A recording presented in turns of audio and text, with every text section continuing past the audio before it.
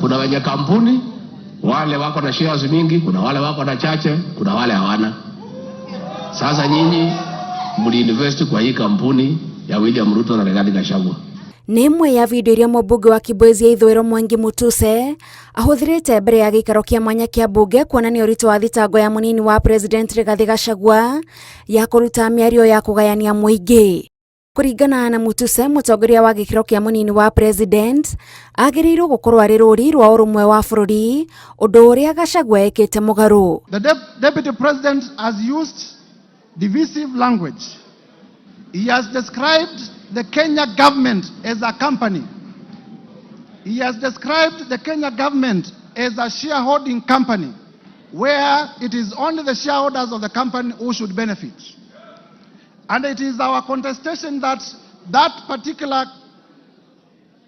shareholding language contradicts and contravenes and violates all the provisions of the Constitution that I have highlighted above.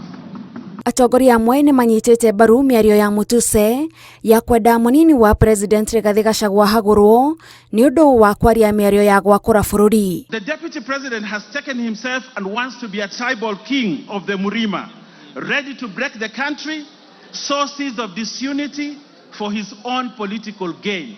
And this chamber today, by the end of the day, we must have no Deputy President who wants to balkanize this country. Mara nyingi sana amezungumzia mambo ya kwamba nchi yetu ni kama kampuni na ni ya washikadau, na amesema kwamba washikadau hawa ni wale ambao tu wamepiga kura katika serikali ya Kenya Kwanza.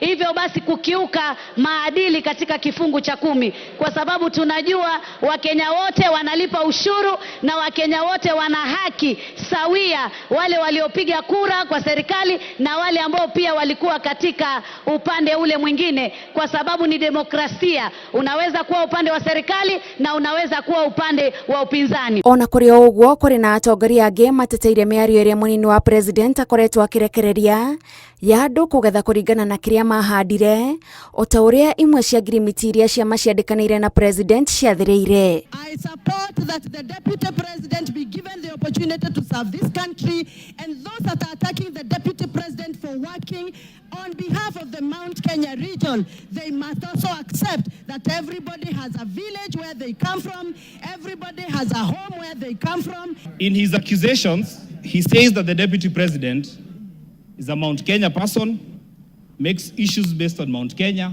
I am the Member of Parliament for Kajiado North. He has visited my constituency for a development tour. The executive, through the State Department for Education, Mr. Speaker, constructed classes courtesy of his visit in Enoma Tasiani Girls Secondary School. And I'm telling you, Mr. Speaker, actions speak louder than words. The Deputy President may have said that he is a shareholder and there are issues about his community, but if you look at the appointments that are being made in Kenya, then you will realize that the person of the President himself is the one who is the biggest tribalist, Mr. Speaker, because he's appointing people from his own community for every position. Mr. Speaker, if we have to find a situation where a school has failed, you do not fire the deputy principal. You get rid of the principal. Our problem is not the deputy, it is the head. Yes, Farah. Thank you, Mr. Wagwetererwo nĩ kuona kana thitango ici nĩ ikuongerera ũritũ nderetini ya kũhagũra mũnini wa President Rigathi Gachagua. Ngĩribotera Inooro TV, njĩtagwo Gathoni Wanjihia.